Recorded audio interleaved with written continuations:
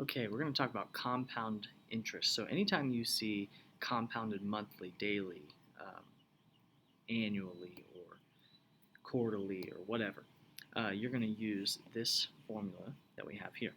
And so we have our initial amount, or our ending amount, sorry, our initial amount, and then is just part of the formula, plus our interest rate. So R represents interest rate, right? So that's our interest rate as a decimal.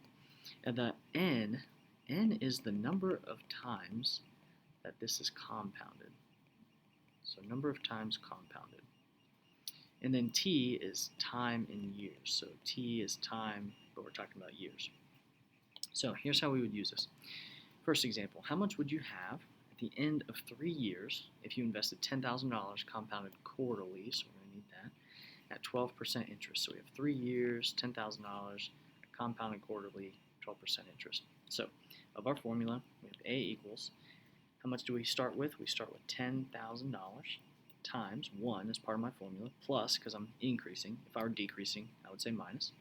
My interest rate as a decimal, this is 0.12, divided by, we want to use parentheses here when we put this in our calculator. N is the number of times compounded in a year. So if it's compounded quarterly, there are 4 quarters in a year.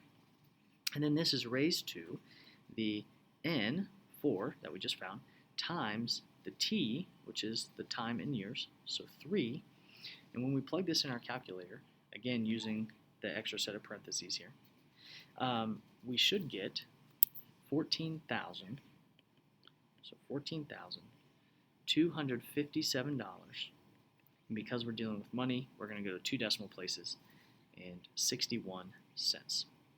Now what if we had something similar where we had $3,000 after 3 years or 30 years compounded monthly?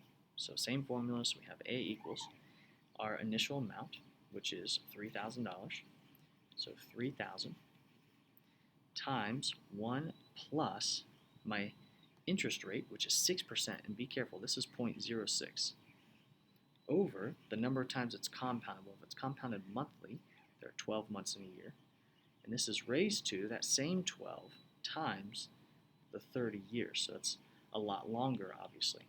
So in our case, after 30 years, because it has so much time for this $3,000 to grow, it will be worth $18,067 and 2 decimal places, so 73 cents.